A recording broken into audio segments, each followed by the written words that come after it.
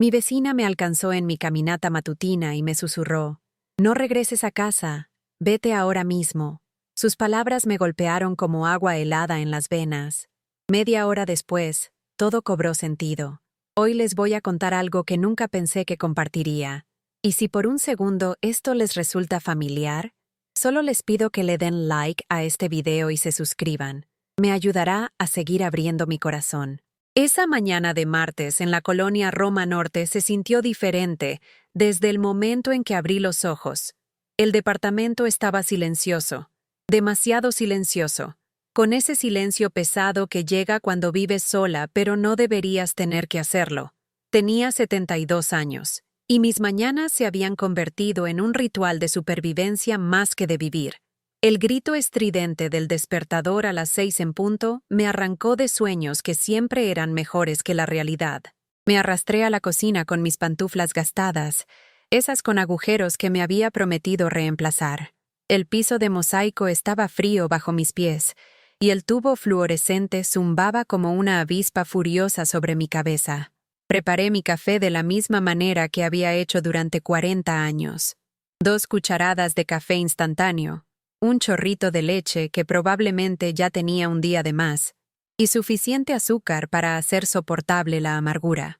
El departamento olía a madera vieja y a algo que no podía identificar bien. Tal vez la soledad tiene un aroma. El reloj antiguo del pasillo marcaba el tiempo con la persistencia del tiempo que se sentía como si se moviera demasiado lento y demasiado rápido al mismo tiempo. Cada tic me recordaba otro segundo gastado esperando llamadas que nunca llegaban, visitas que siempre se posponían, el amor que había dado tan libremente pero nunca parecía recibir de vuelta. Me envolví bien en mi reboza azul marino y salí al aire gris de esta mañana de octubre.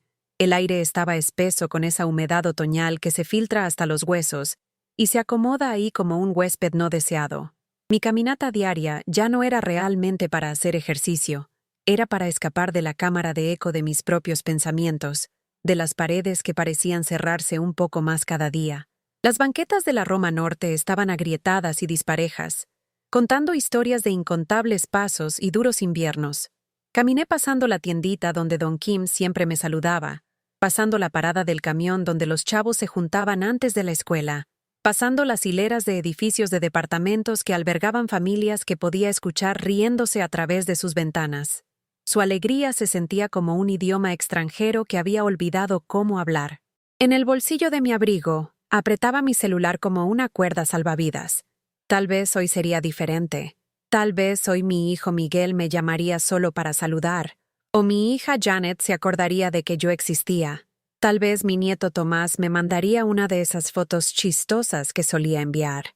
Pero el teléfono permaneció tan silencioso como una piedra en mi palma. Había estado caminando unos 20 minutos cuando vi a la señora Delgado adelante. Estaba regando su pequeño jardín del frente, el que cuidaba con la devoción de alguien que entendía que hacer crecer cosas era un acto de fe. Habíamos sido vecinas por 15 años, compartiendo saludos educados y pláticas sobre el clima. Pero algo en su postura esa mañana era diferente. Al acercarme, levantó la vista de sus rosas con ojos que parecían guardar secretos. Era una mujer de 60 y tantos, con cabello plateado recogido en un chongo prolijo y manos que hablaban de toda una vida de trabajo duro. Nunca habíamos sido cercanas, pero había un entendimiento tácito entre nosotras. 2 mujeres que habían dado todo a sus familias y de alguna manera habían terminado sintiéndose invisibles. Fue entonces cuando pasó. La señora Delgado soltó su regadera y me agarró del brazo con una fuerza sorprendente. Sus dedos se clavaron en mi rebozo mientras me jalaba más cerca, su voz apenas un susurro. «No regreses a casa. Vete ahora mismo». Las palabras me golpearon como un golpe físico. Sus ojos estaban muy abiertos, casi frenéticos, mirando hacia mi edificio y luego de regreso a mi cara. Había miedo ahí, pero también urgencia, como si tratara de salvarme de algo que aún no podía ver. «¿Qué quiere decir?», tartamudeé, pero ya se estaba alejando, negando con la cabeza. «Solo confía en mí», dijo, su voz quebrándose. «Camina al café de la avenida Álvaro Obregón. Quédate ahí por lo menos 1 hora, por favor». Y luego se fue. desapareciendo por su puerta principal como un fantasma, dejándome parada en la banqueta con el corazón golpeando contra mis costillas. La mañana de repente se sintió más fría, y cada sombra parecía esconder algo siniestro. Me quedé ahí por lo que se sintieron horas, pero probablemente fueron solo minutos, mi mente corriendo a través de posibilidades. ¿Había una fuga de gas? ¿Un robo? ¿Le había pasado algo a uno de mis familiares? Las preguntas se multiplicaron como bacterias en mi cerebro, cada una más aterradora que la anterior, pero algo en los ojos de la señora Delgado había parecido consciente. No el miedo del peligro inmediato, sino la tristeza de alguien que había sido testigo de algo que deseaba no haber visto. Era la mirada de una mujer que entendía la traición en sus formas más íntimas. ¿Conocen esa sensación cuando se dan cuenta de que todo lo que creían saber sobre su vida podría ser una mentira? Eso fue lo que me golpeó mientras me alejaba de mi edificio, mis piernas moviéndose sin pensamiento consciente hacia Álvaro Obregón. Las calles familiares de repente se sintieron extranjeras, como si las viera a través de ojos diferentes. Había estado caminando estas mismas rutas por años, pero esa mañana cada paso se sentía como si me moviera hacia una verdad que no estaba segura de estar lista para enfrentar. El peso de la advertencia de la señora Delgado presionaba sobre mis hombros como un abrigo pesado que no me podía quitar. El café que mencionó era un lugarcito llamado Café de la Roma, metido entre una tintorería y una farmacia. Había pasado por ahí cientos de veces, pero nunca había entrado. La campanita sobre la puerta sonó cuando entré, y el aroma de café fresco y pasteles me envolvió como un abrazo cálido. Pedí una taza de té, Earl Grey, del tipo que mi mamá solía hacer cuando era niña, y encontré una mesa junto a la ventana donde podía ver mi edificio a lo lejos. Mis manos temblaron mientras me llevaba la taza a los labios, y me di cuenta de que había estado aguantando la respiración por lo que se sentían horas. Mientras estaba ahí sentada, curando mi té y viendo el reloj en la pared marcar los minutos, los recuerdos empezaron a inundarme como agua a través de una presa rota. Todas esas veces que había sentido que algo estaba mal, como conversaciones que se detenían cuando entraba a un cuarto, como si se estuvieran haciendo planes sin mí. Pensé en la herencia que había recibido de mi mamá hace 3 años. No era una fortuna, pero era considerable, suficiente para hacer mis últimos años cómodos, suficiente para ayudar a mis hijos si lo necesitaban. El dinero había estado en varias cuentas, algunas en ahorros tradicionales, otras invertidas en acciones que mi difunto esposo había elegido años antes de su muerte. Incluso había una pequeña cantidad en bitcoins, algo que mi nieto Tomás, experto en tecnología, me había ayudado a configurar durante una de sus raras visitas. «Abuela, este es el futuro», había dicho, sus ojos brillantes de entusiasmo. «Deberías diversificar tus activos». Realmente no lo había entendido, pero confié en él, y la inversión había crecido considerablemente en los últimos 2 años. El total estaba por los 8 millones de pesos. No suficiente para hacerme rica, pero suficiente para hacerme valiosa. El pensamiento me revolvió el estómago. Recordé las conversaciones que se habían vuelto más frecuentes últimamente. Miguel preguntando sobre mi situación financiera. Janet preguntándose si había actualizado mi testamento. Preguntas sobre poder notarial, sobre mi capacidad mental, sobre si estaba manejándome bien, sola. En ese momento, había pensado que estaban siendo cariñosos, tal vez incluso protectores. Ahora, sentada en ese café con la advertencia de la señora Delgado resonando en mi mente, empecé a ver esas conversaciones bajo una luz diferente. Mi celular vibró, haciéndome saltar. Era un mensaje de Janet. «Ma, todos vamos a ir esta tarde como a las 2. Necesitamos hablar de tu situación de vivienda. No hagas planes». El mensaje era frío, comercial. No, «¿cómo te sientes?» o «¿te viene bien esta hora?» Solo una orden disfrazada de información. Me quedé viendo la pantalla, leyendo las palabras una y otra vez, y algo dentro de mí empezó a quebrarse. Fue entonces cuando entendí por qué la señora Delgado me había mirado con tanta tristeza. Los había visto a mis hijos, tal vez con un agente inmobiliario, tal vez con documentos legales, tal vez planeando mi futuro sin mí. La traición me golpeó como un golpe físico, robándome el aire de los pulmones.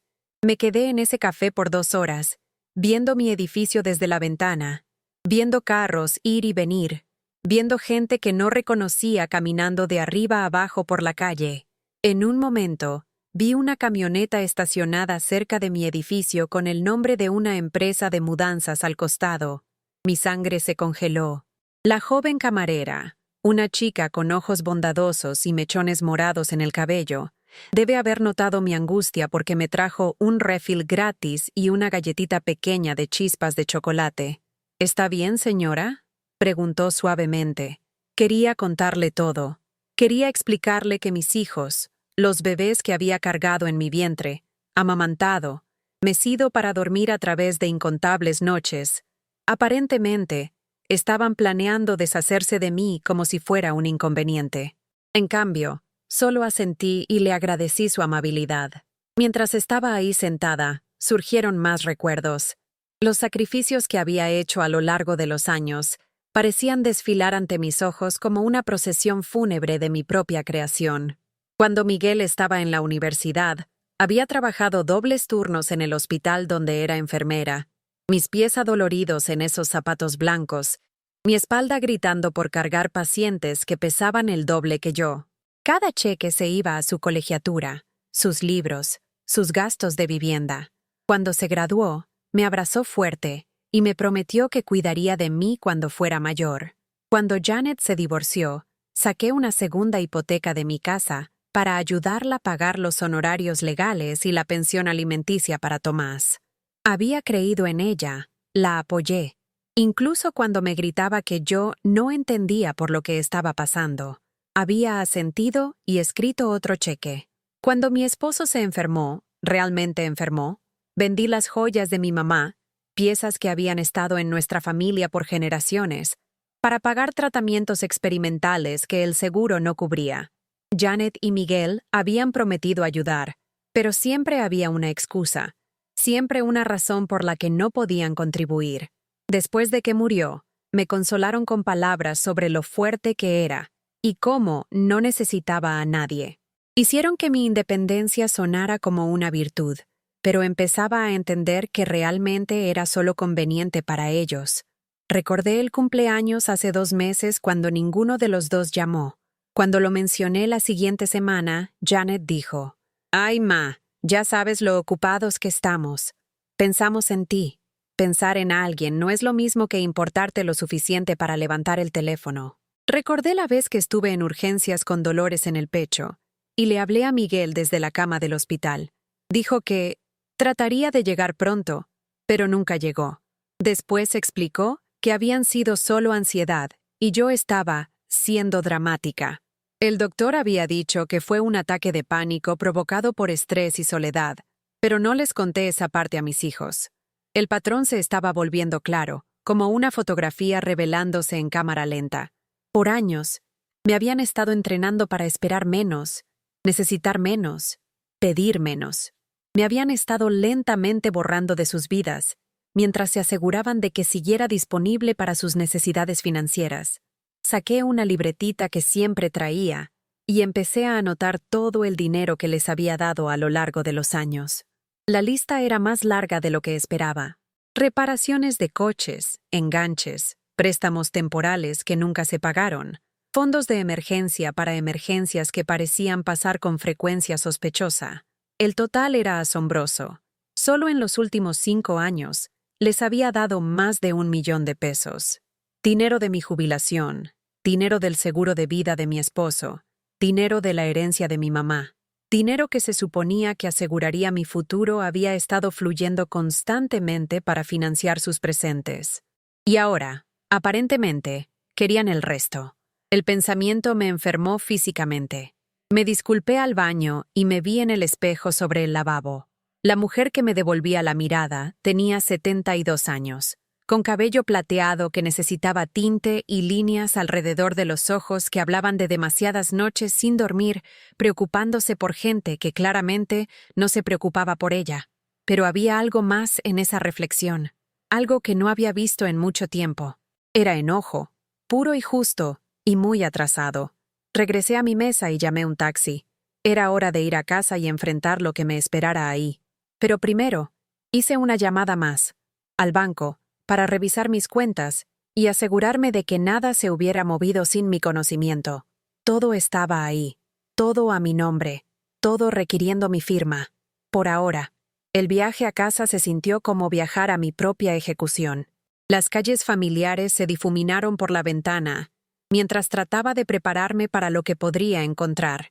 ¿Estarían enojados de que no estuviera ahí esperándolos? ¿Ya habrían empezado a empacar mis pertenencias? ¿Siquiera notarían que había estado fuera? Cuando llegamos a mi edificio, los vi a todos ahí, tal como la señora Delgado probablemente los había visto esa mañana. El coche de Miguel, la camioneta de Janet y un sedán blanco que no reconocía. Estaban parados en la banqueta frente a mi edificio, hablando en tonos bajos con una mujer en traje de negocios que tenía una tabla con sujetapapeles. Pagué al taxista y caminé hacia ellos, mis piernas sintiéndose como si estuvieran hechas de agua.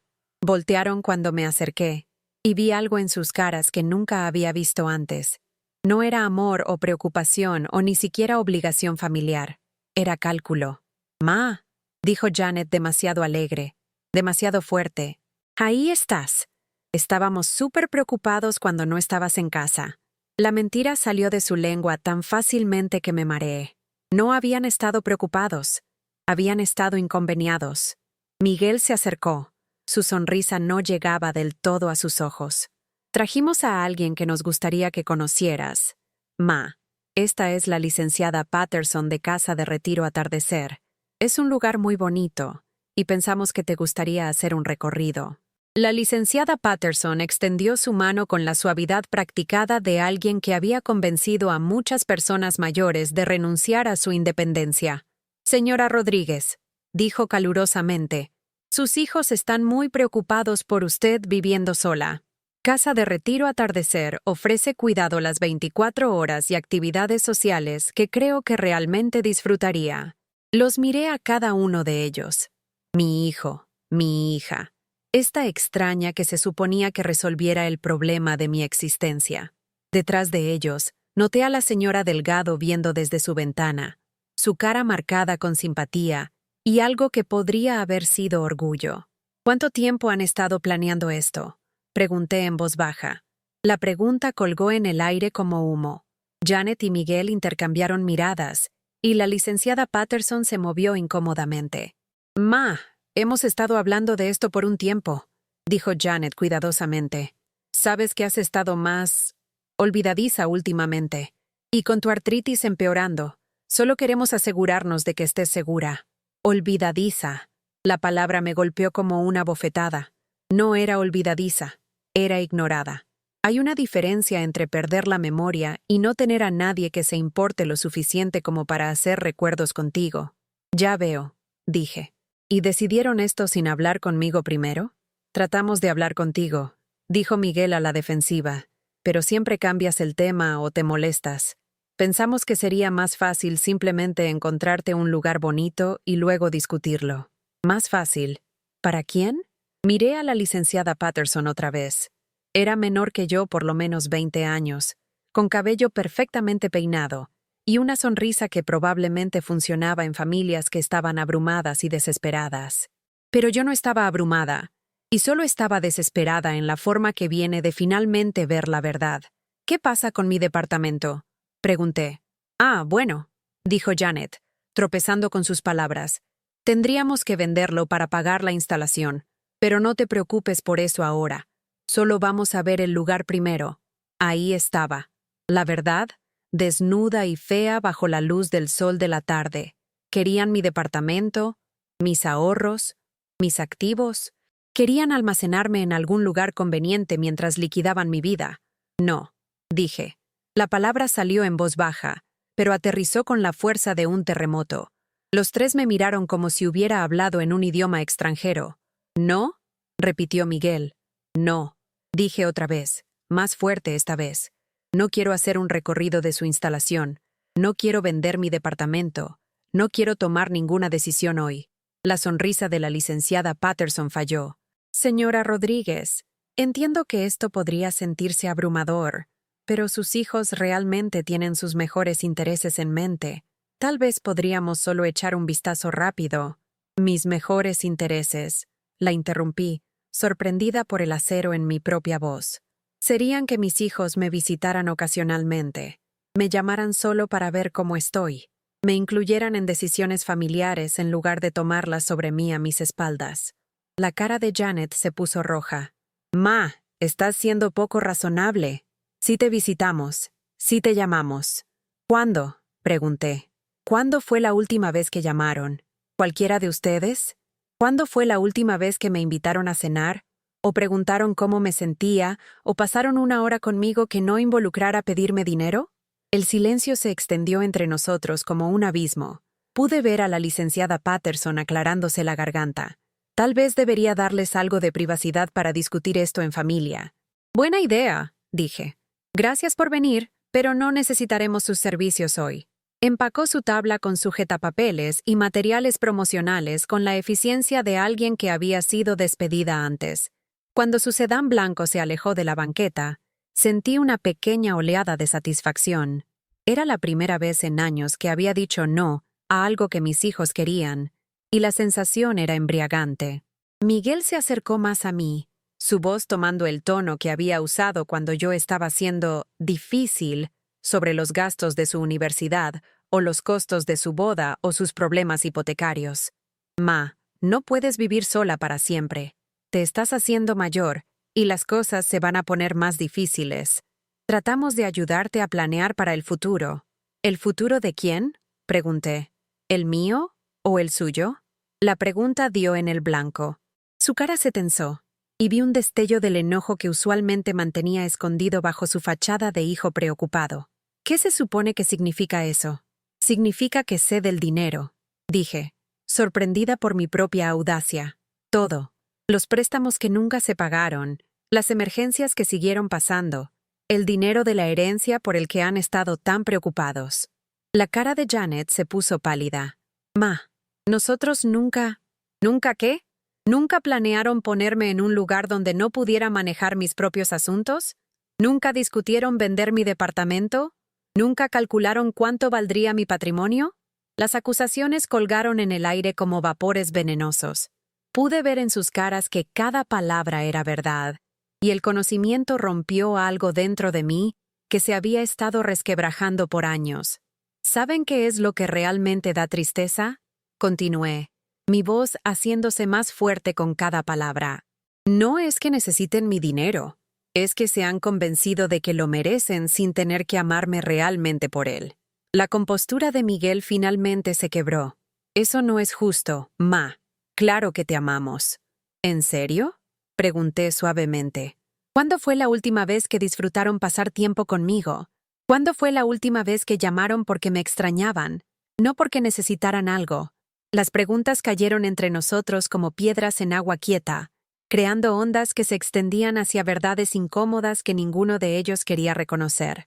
Janet empezó a llorar, el tipo de lágrimas manipuladoras que habían funcionado en mí por 30 años. Ma, nos estás lastimando. Tratamos de cuidarte y nos haces sonar como gente terrible. Pero algo había cambiado dentro de mí. Las lágrimas que una vez me habrían hecho ceder, me habrían hecho disculparme, me habrían hecho escribir otro cheque y pretender que todo estaba bien. Ahora solo parecían lo que eran. Una actuación diseñada para hacerme sentir culpable por querer ser tratada con dignidad humana básica. Me voy arriba ahora, dije con calma. Necesito tiempo para pensar. Ma, espera, gritó Miguel detrás de mí. Deberíamos hablar más de esto. Deberíamos. Estuve de acuerdo. Pero no hoy. Y no con fechas límite y ultimátums y extraños con sujetapapeles. Caminé hacia la entrada de mi edificio, mis piernas más firmes de lo que habían estado en meses. Detrás de mí, pude escuchar a mis hijos susurrándose urgentemente entre ellos, sus voces tensas con frustración y algo que podría haber sido pánico. Mientras subía las escaleras a mi departamento, pensé en la señora Delgado viendo desde su ventana esa mañana. Había visto algo, tal vez el agente inmobiliario, tal vez el camión de mudanzas, Tal vez solo el cálculo frío en las caras de mis hijos mientras planeaban mi futuro sin mí. Pero también había visto algo más.